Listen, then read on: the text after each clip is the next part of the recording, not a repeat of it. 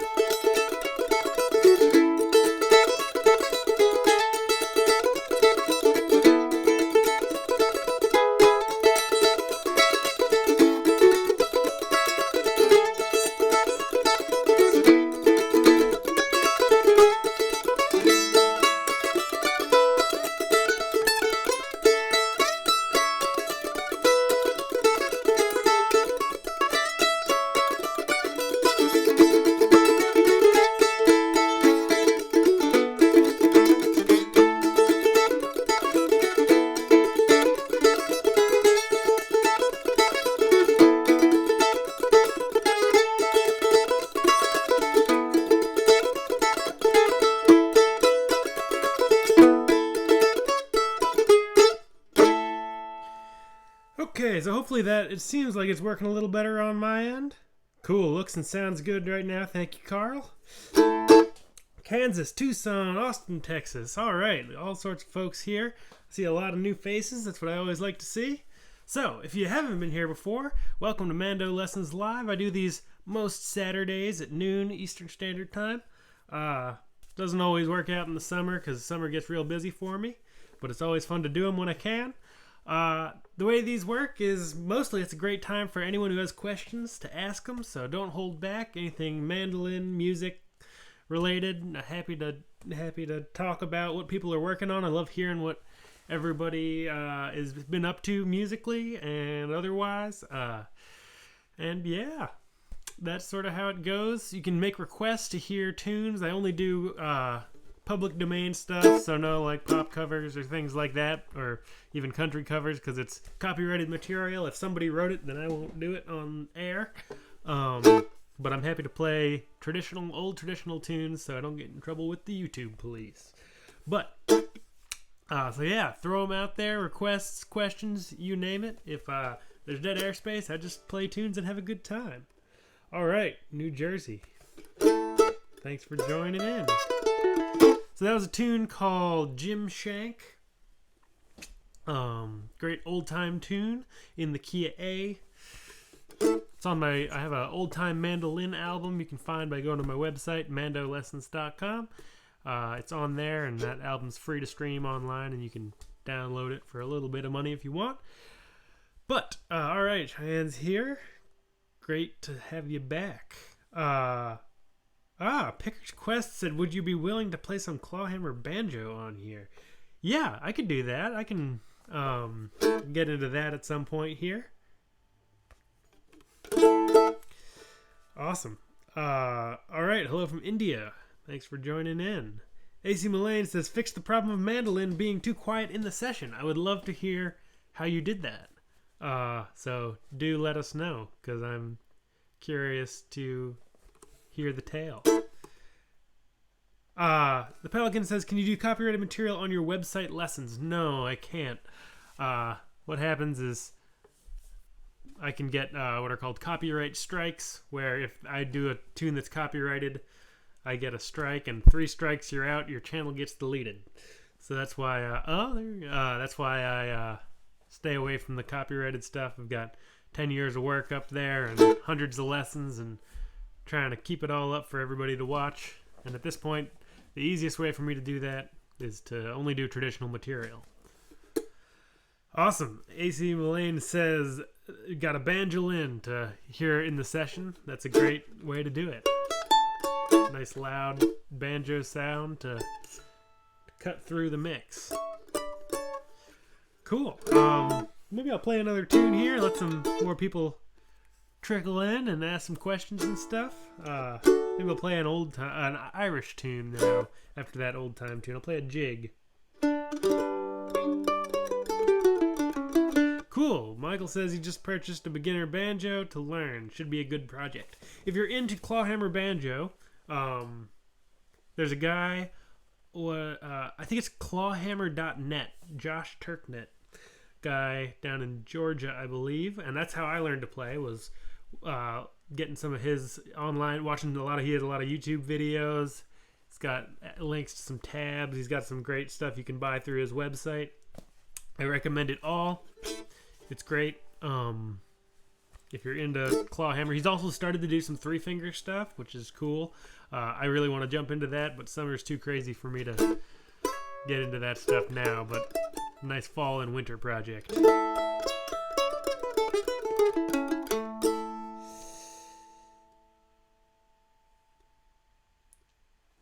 Cheyenne says, I find putting a little space between your stomach and your mandolin back gives a little more volume, like a tone guard. Yep, so I think what Cheyenne's talking about, rather than having the mandolin flat against your stomach, you can keep it away a little bit, or you can tip the mandolin out a little bit so the back isn't, and then you're kind of puts your right arm in a nice shape. Or you can get a tone guard, a little cage that goes on the back. Lots of different ways to do it. I'll play that Irish jig.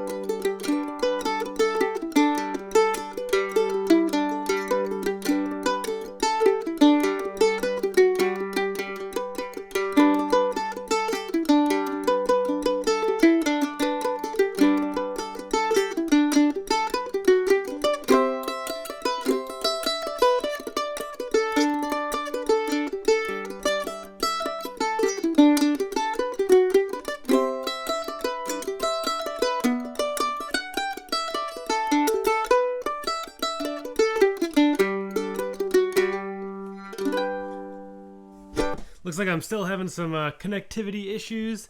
Don't really know what to do at this point. I've kind of got it down as low as I can go. I'll keep an eye on it. It might be a little choppy today just because of the way the internet cookie crumbles. But hopefully it's not too distracting to everybody. Oh, Sheldon just said still buffering a little bit. Yep. That was a tune called Out on the Ocean. Great, one of my favorite Irish jigs. It's on my website if you want to learn how to play it. Yeah, again, I apologize for the technical difficulties today. I'm going to have to look into it. I've changed a couple things up, and that's always a recipe for disaster. And also, my internet just seems to be a little on the fritz today. Cool. All right. Denise, good to see you here, says, I recently played a national mandolin. Felt like I was mic'd. Fantastic sound. Yeah, those are cool. Was it an old one or one of the new ones? I've seen they made some, I think, back in like the 30s, but then somebody started making them again, Very cool instruments. I don't know if I've played one or not. They're really cool. I'd love to try one at some point.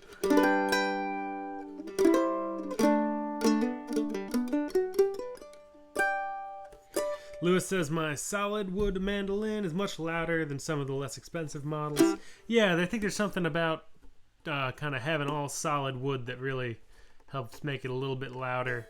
But I've been surprised by some kind of plywood and not solid wood instruments. They can really...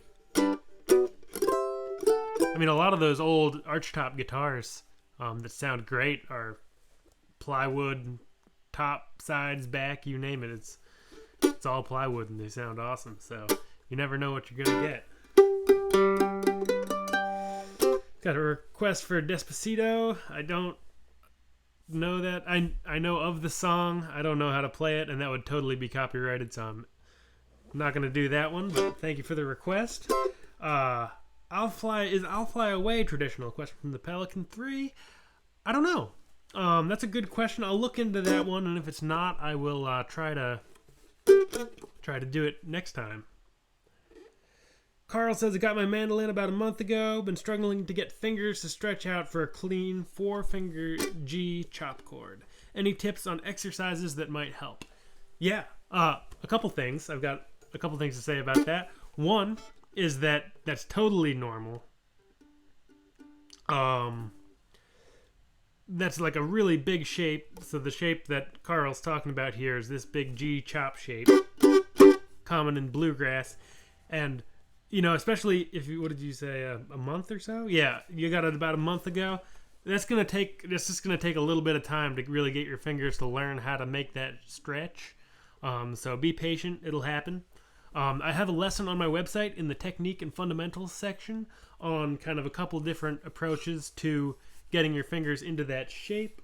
One thing I think really helps is kind of getting your whole upper body, to have like proper technique, because if you're relaxed through your shoulders and your shoulders aren't up and your elbows not out to the side and your wrist isn't all bent, I don't know what your technique looks like, but I'm just kind of, because I can't see, I'm just kind of going over it. You know, if you can have a really nice solid technique where your shoulders down, elbows at your side, wrist is nice and straight, you'll find you can stretch your fingers a lot more.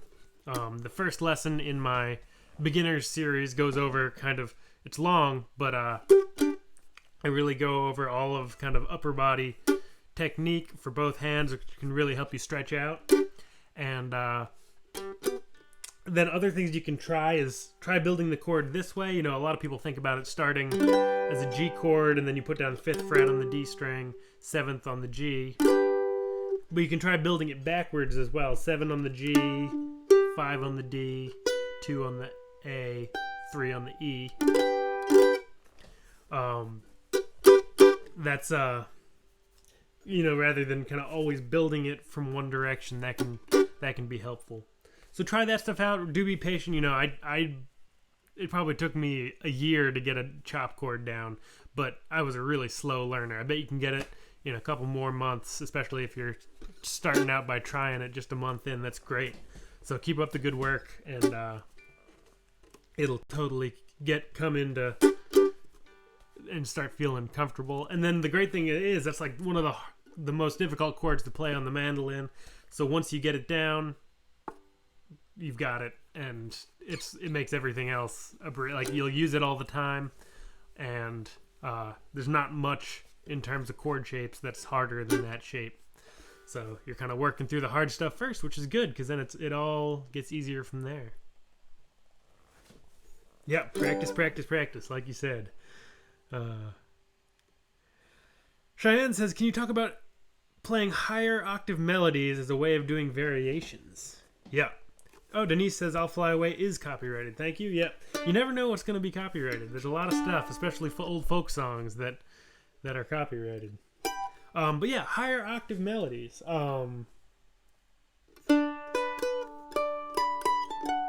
Yeah, so I'll work a little bit on whatever I was just doing there. Out on the Ocean. I'll sort of take you... I've never tried to play this tune up an octave, so it might be a little rough, but I'll kind of work you through my process. So one of the things about finding a melody up the octave. So what we're talking about here is rather than playing,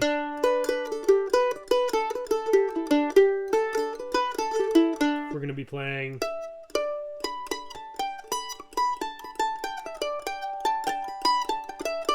up there. Often I find one of the hardest parts is just getting the first couple notes down. So often what it takes is, if like listing out the first couple notes of the melody. So we have D, B, B, A, G, and then we can take that. So there's a D, and then where's our D and up an octave is going to be the 5th fret on the A string, and then you take that B, A, G, and you're going to move it. If you put your pointer finger on the 5th fret, you have your B, 7th fret, A is the 5th fret, G is the 10th fret with your pinky. And so it becomes this.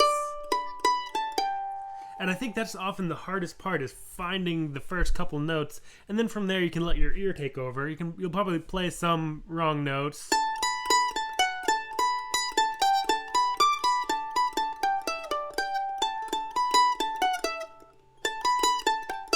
Just kind of work through it.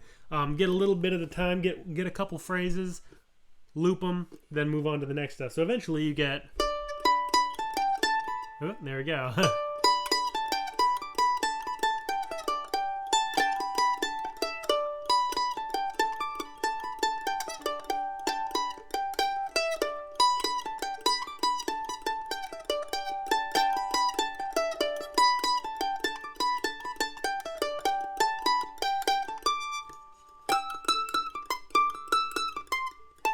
There we go.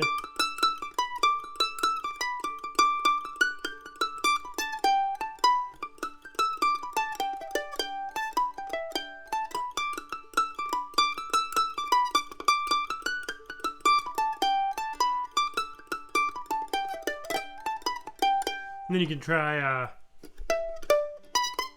it up here, starting on the 12th fret.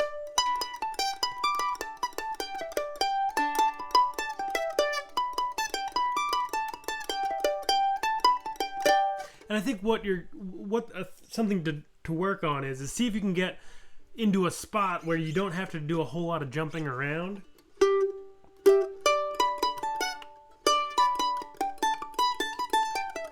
I'm not moving there, but then when I get to the B part, got to be way up here.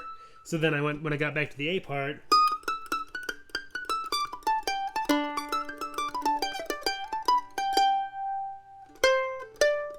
I stayed there. So try to find a little spot where it's comfortable to play. You might start using more pinky, but it's really good practice. Getting those first couple notes is always going to be the hardest. But keep with it. Get a couple notes at a time. Loop little sections, and just work it out by ear. Especially, I totally recommend learning the melody in the normal octave first, and then seeing. It's going to make learning it up an octave that much easier, just because you've got it in your head. You'll have a better sense of when you hit wrong notes and things like that. So yeah, and just try it with a bunch of tunes. Some are going to work better than others, but keep trying it, and you'll slowly get a sense of what it takes to move a melody around, either up an octave or down an octave. And yeah, it's a really helpful thing to work on. All right, hello from Dublin, from Joe. Thanks for joining us. Francois says, do you have a lesson on how to start playing up the neck? I think so. Let me just check here real quick. I'll look.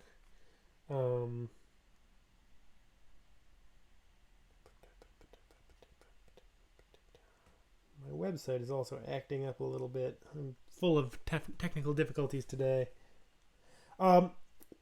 There's a couple lessons. Where is it? Learn to play in every key. In the technique and fundamentals section, there's a couple lessons called Learn to Play in Every Key. I go over some exercises and a great set of PDFs that you can find on jazzmando, all one word, .com, called FFCP, which is 4-finger closed position. Sounds like this.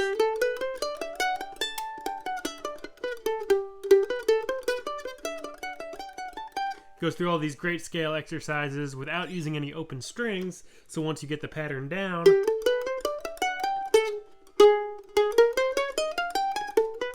you can just move it around, and you've got all the keys at your disposal because you're not hitting any open strings. It all transfers nicely across the fretboard.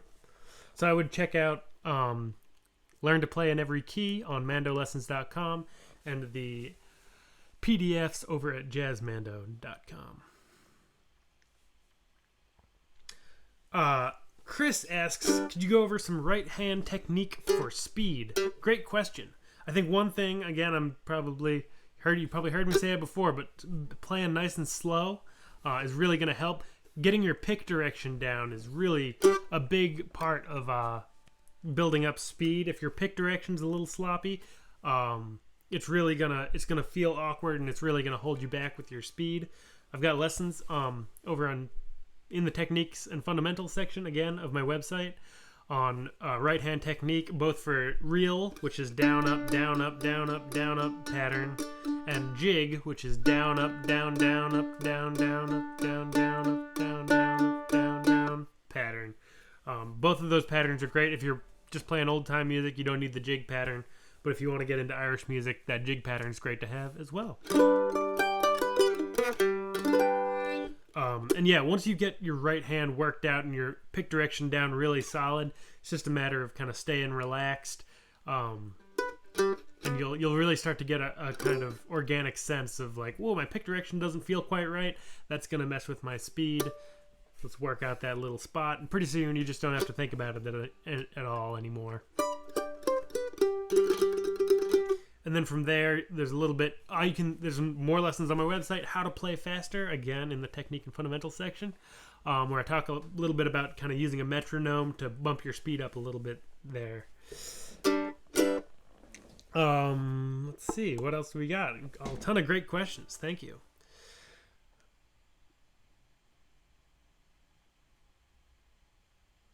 Carl says, I heard the G chop chord and doing the offbeat on 2 and 4 were the hardest things to learn, but being a drummer for over 20 years, the offbeat is a piece of cake. Yeah, if you're a drummer, don't even worry about the rhythmic stuff. You got that down.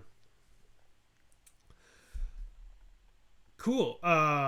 Kevin says he and his daughter ready to go to Alan Bibby's or Bibby, I don't remember how to say his last name, mandolin camp for the 3rd year in a row. Can you talk about how to create a harmony part for a fiddle tune? Yeah, I can talk a little bit. I don't know if I've made a lesson for this on my website or not. I should. I think one thing with getting a harmony part down for a tune is really kind of getting in your head what harmony parts sound like. So learning some maybe pre-written harmony parts. Also just working with the scale. If you take like a G scale, G, A, B, C, D, E, F, G, F sharp, G. Ba, ba, ba, ba, ba, ba, ba, ba. If you take that scale and start it on the 3rd fret, so you start on the B, B, B, B, C, D, E, F, G, A, B, F sharp again, B, C, D, E, F sharp, G, A, B. So you're using the notes of the G scale, but starting on the B and ending on the B. When you play that and somebody else starts on the open G, ba, ba, ba, ba, ba, ba, ba, ba, ba, ba, ba, ba, ba, ba, ba,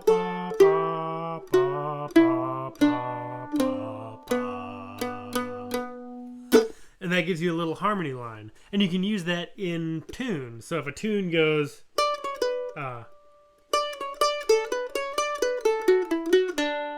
then you can play a little harmony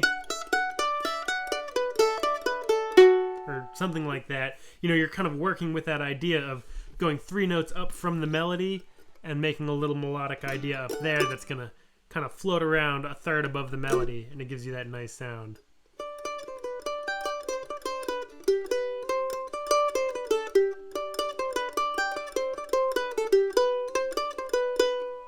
And you'll start to, the more you play harmonies, the more you'll get a sense of kind of what they sound like and where they start to land melodically and how they interact with the melody. And that should get you going anyway. And it really, just like learning fiddle tunes, learning harmonies, the more you do it, the better you get. And have fun at that camp. That sounds great. Alan is an awesome picker. Morgan says, do you have any tips on learning a song by ear from a live video? Yeah, a couple things. One, especially if it's a YouTube video.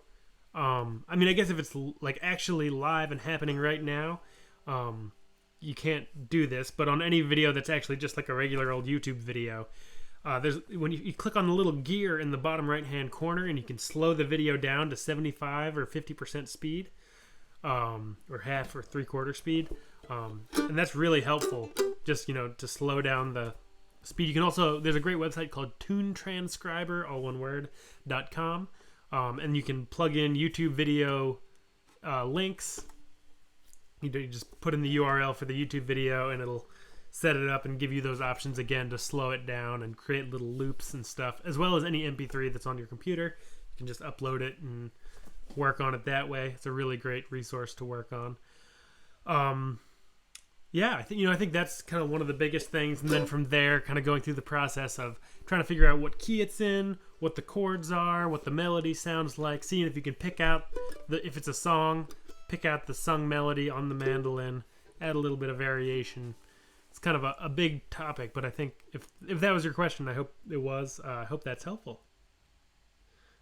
All right, this is great. Tons of questions. See if I can catch up a little bit here.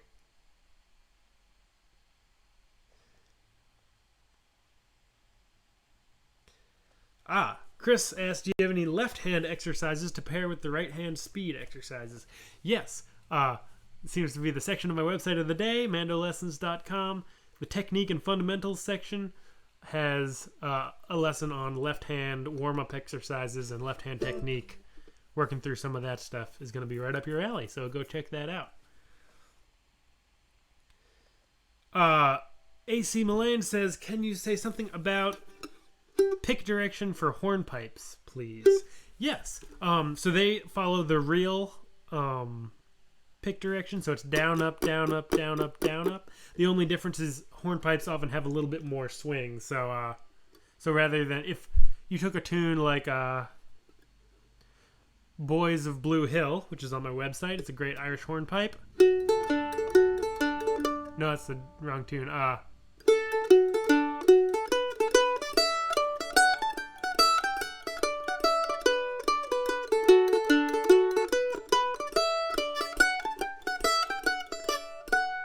Often hornpipes are going to have more like quarter notes, so you might have some consecutive downs. I'll sort of speak through that little phrase.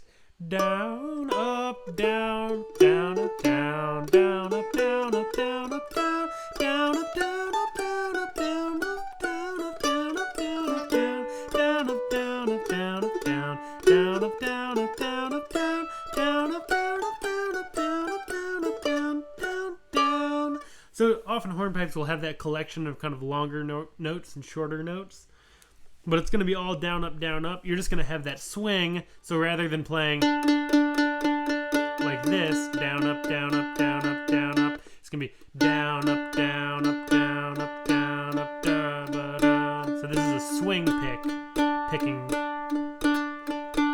You give your downbeat a little more time. Down, up, down, up, down, up. And it takes it from, if I were to play Boys of Blue Hill as a reel,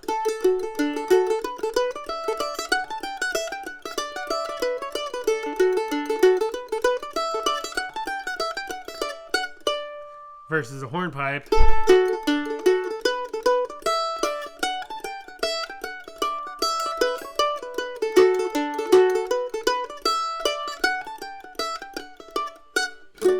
Gets that swing into it. So it's often just like a time feel thing for hornpipes. In terms of right hand, it's all down, up, down, up.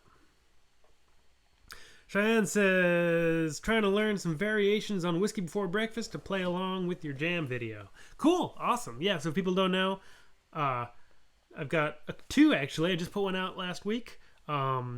Whiskey Before Breakfast and the tune Red Haired Boy. I have a couple videos out where you can just play along with me, just kind of a little one-on-one jam. Play through the tune 5 times. I play the chords sometimes, I play the melody sometimes, so you can work on playing chords and melody along with me.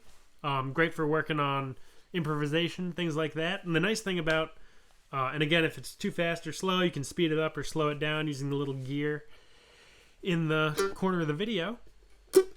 And the nice thing about that is you can just kind of repeat the video as much as you want and play all the, kind of work on stuff, and nobody needs to hear you because I can't hear you. I love doing that. That's what I do with myself is, whether it's the play along tracks or, anytime I'm learning the tune, kind of putting it on repeat and feeling free to just make all of those mistakes because it's just me. And I don't care if you make any mistakes because I can't hear you, and I just am not that bothered by mistakes in general.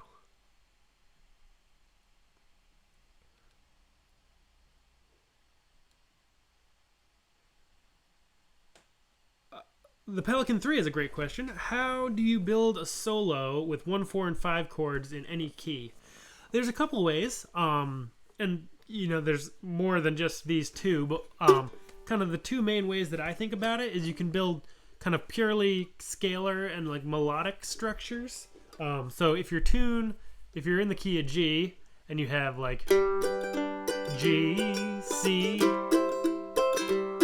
D, next G, then we have so you might have something that sounds like this.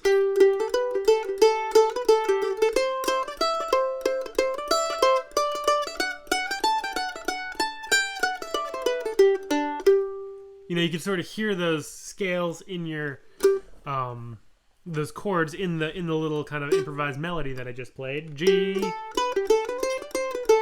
C, D, G. And so you have that little, so what you're doing is you're kind of playing through, you could play a G scale, and just kind of when it goes to that C chord, try to hit a C note in the G scale. So G, and then C comes to a C chord, so I hit that C note. Then a D chord, so I hit the D note. G. And play around with the scale and try to hit those target notes when the chord changes. And use your ear. That'll be a big help. You'll often hear, I think people naturally gravitate towards that kind of playing, especially the more time you put into it and the more time you spend kind of noodling around trying to find what sounds good behind or on top of any given chord progression. The other thing you can do is play more kind of chordal based, and this is a little more kind of bluegrass style.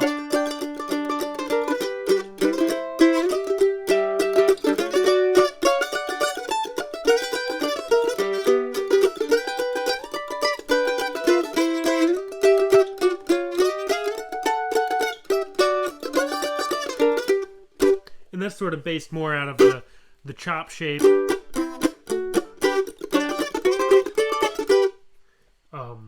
Bill Monroe does a lot of that sort of stuff, and just getting your hand into that shape, those chop shapes of G, C, and D, and then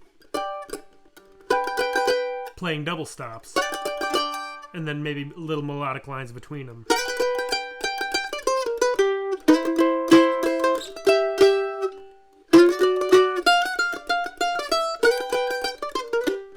Things like that.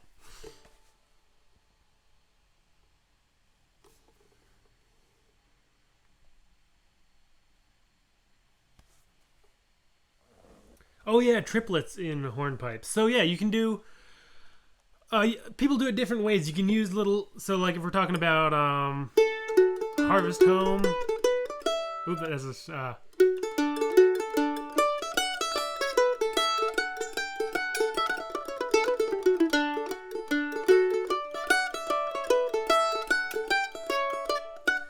So in that. People do it different ways. You can kind of make it kind of pick syncopated by just playing down up through it, and you'll come out the other end in the right spot. Down up, down up, down up. It's hard to do and say.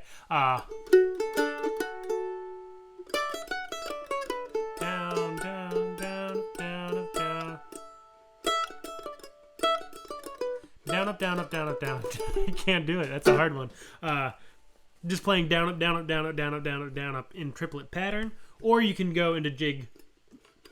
Down, up, down, down, up, down, down, up, down, down, up, down, down. Either one's fine. They sound a little bit different. I'll play them both. So here comes down, up, down, up, down, up. And here's the jig pattern.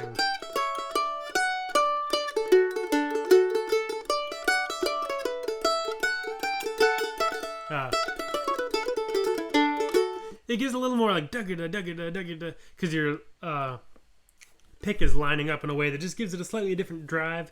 They're both fine. Whatever feels most comfortable and sounds best to you. Great question, though.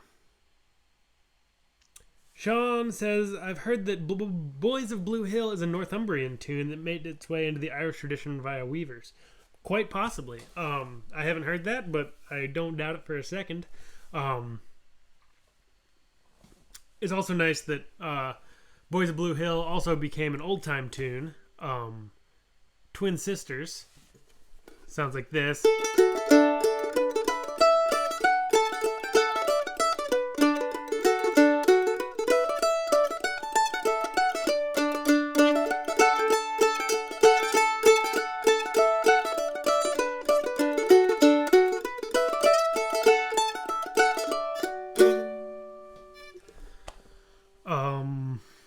Yeah, I like how tunes travel around like that.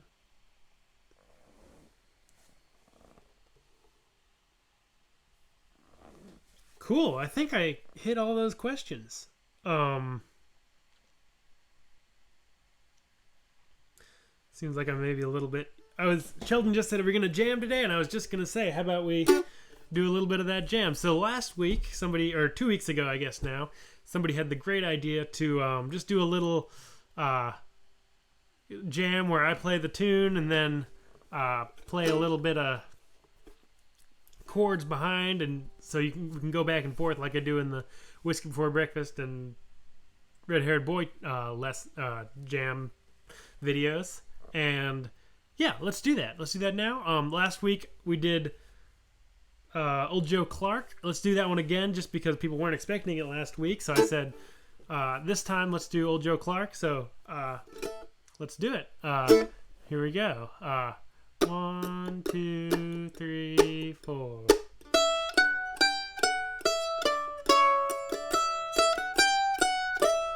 So you can play chords or melody now.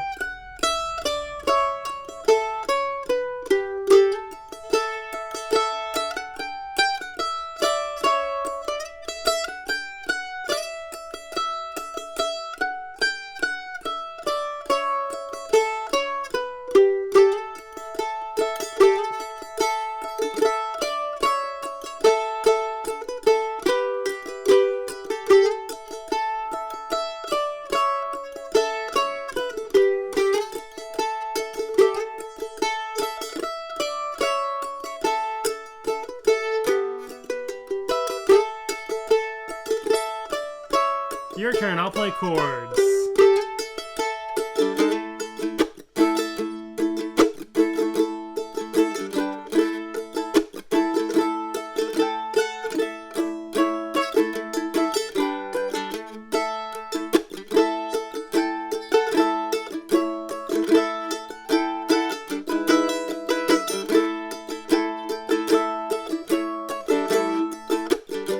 B part.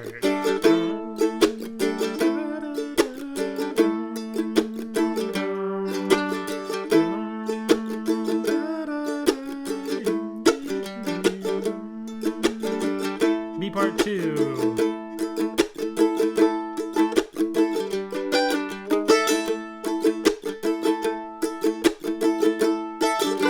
Let's pick it up a little bit. Me.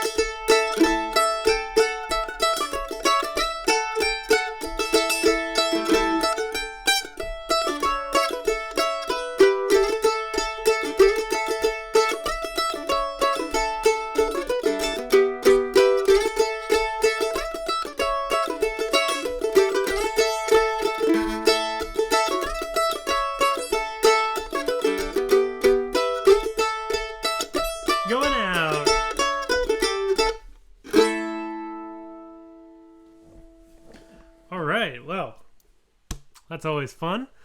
And let's think about a tune for next week. Anyone have any suggestions for what we should work on for next week to do the same sort of thing with a different tune? I'm open for suggestions at this point.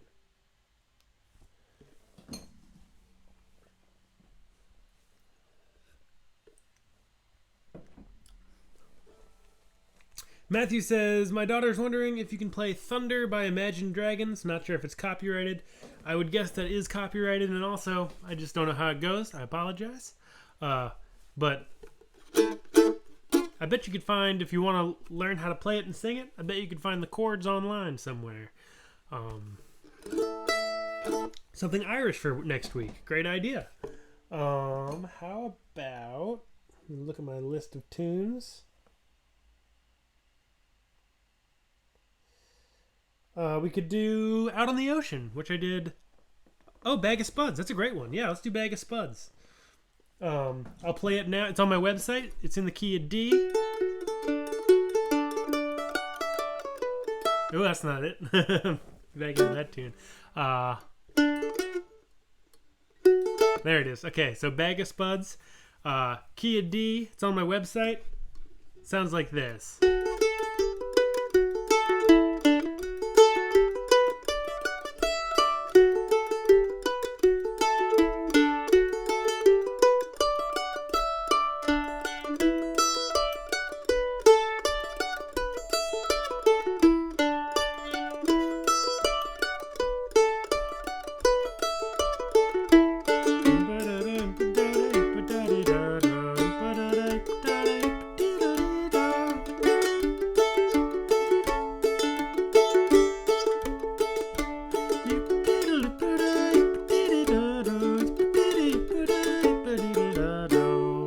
Etc.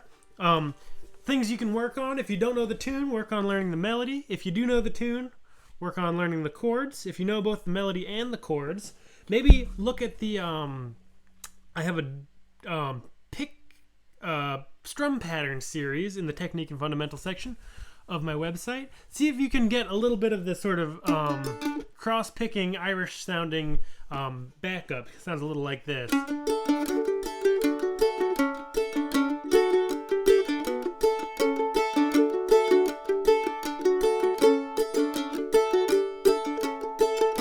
It's all two-finger stuff, just a couple strings. Not super complicated, but maybe a little outside of what you've been working on in the past. So if you're not familiar with that kind of playing, see if you can get a little bit of that strum pattern into your hands. Irish tunes aren't traditionally improvised over, but that doesn't mean we can't do it. So let's, see if you can work up something, kind of practice a little bit of improvisation over it. We'll have fun with it. Got lots of other great suggestions we'll have to get to in other weeks. Mark says, would you be able to show how to play rhythm for Blackberry Blossom? Yeah. So Blackberry Blossom, old time tune - bluegrass tune, is a unique tune. The chords change really fast. It's like every beat has a different chord. So I think working through it really slow. G and then a D, then a C, and then a G, and then a C, and then a G. A, D, G, D, C. Work on just getting the sort of the rhythm of it. It's just, you can play that kind of bass strum pattern. It's just, I think probably the thing that's going to hold most people up is just kind of getting that pattern under your fingers. So look at the tablature and sheet music on that lesson on my website. Has the chords written above. Just kind of get those under your fingers. Use the play along tracks.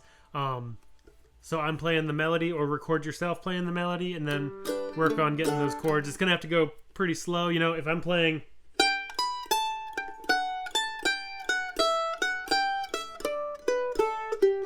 That's pretty slow. But the chords are still going. They're still moving pretty quick.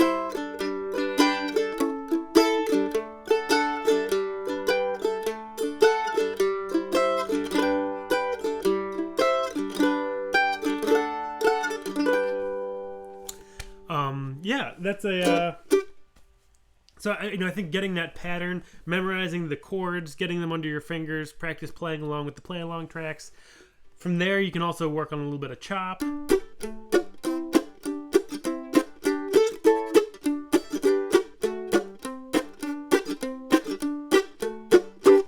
Things like that.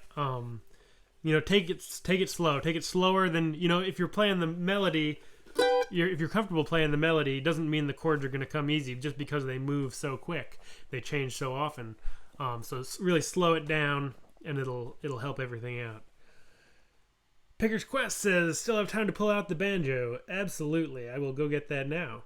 All right. Gail from Montana, thanks for joining us. Pelican said it was fun jamming with old Joe Clark.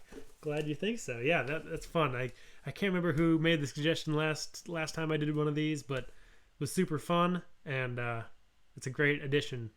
I'll go get a little tongue tied. I'll go get a banjo and play a little banjo by request.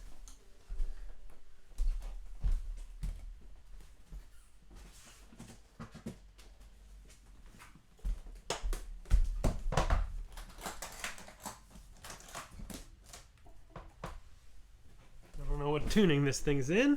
We'll find out. Sounds like A.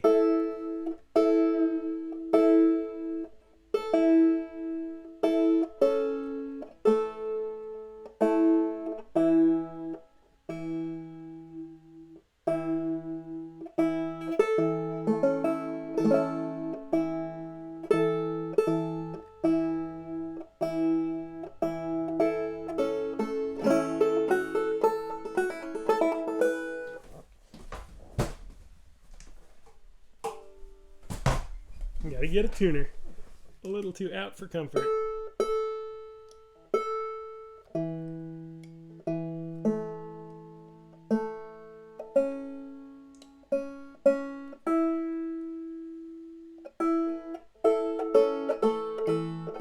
There we go. Let's see. Should I play? Oh, I'm still not very in tune. That's the thing with banjos is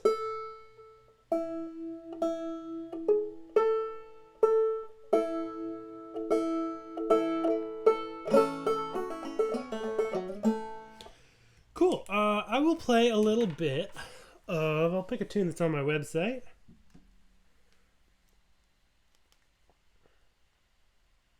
I'll play Jim Shank.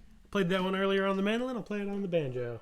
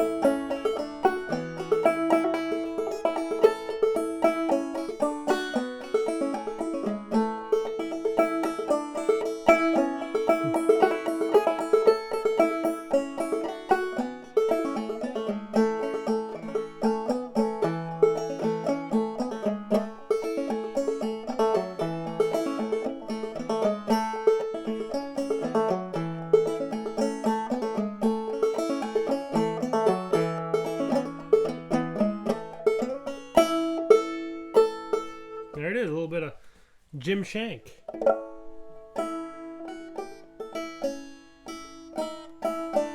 Yeah, I can do a little bit of old Joe Clark too if you want to play along with the clawhammer banjo player. Do a little more old Joe Clark. I've never tried this tune on the banjo, but I'll give it a shot.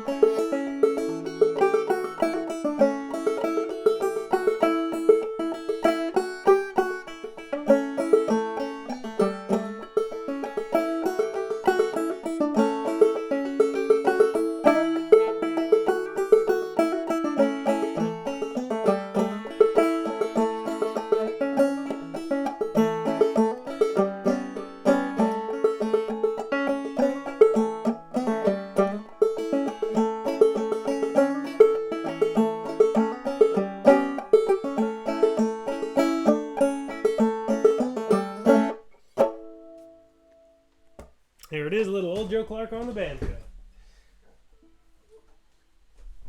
Cool. Well, thank you, Picker's Quest, for the super chat donation. I appreciate it. Oh, and thank you, Andrew, who also did a super chat donation earlier on that I forgot to mention. Thank you so much. I appreciate the donations. Help me do things like this. So, I've got a couple minutes left here. Check back through the chat, make sure I didn't miss anything. Cool. Carl says learned Waterbound from my email. Glad to hear it. Show the fingering of G, D, and A that you're using in cross-picking from Lawrence. Sure. So my D chord, I'm just using the G, D, and A strings for that cross-picking stuff. My D chord is 7 open open.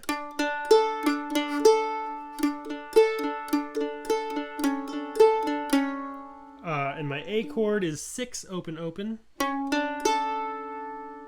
And my G chord, I used a couple different ones. 7-5 open and 4-5 open. There's kind of a lot of different chords I'll use. Sometimes for D, I'll also use 7 and 4 and open. What you should do, there's a lesson on my website in the Technique and Fundamentals section called 2-string chords in the key of D, I think is what it's called. And I go over a bunch of these different chord shapes, and that'll get you going for that stuff. And then you can just ring that open A string if you want to add that in when you add it to, we add that lesson together with the cross-picking pattern lesson in the strumming pattern series. Cool. Yeah. So yeah, a lot of that information is on my website in the Technique and Fundamentals section, which I feel like I've said the words Technique and Fundamentals section like 3 dozen times today, but that's what all the questions led me to, so it's a good day. Cool. Well, maybe I'll play one more tune. It's about time I log off here. I gotta go. There's a Celtic music celebration or festival in town this weekend. Gotta go down there and play in about an hour, so leave you with one more tune, and yeah, see you next week. Francois says, anything on cross-picking Jesse McReynolds style? I do not. I love what he does. I don't know how to do that stuff. That stuff's so cool, but it's beyond me. Let's see. I'll play whatever this is. Bill Cheatham.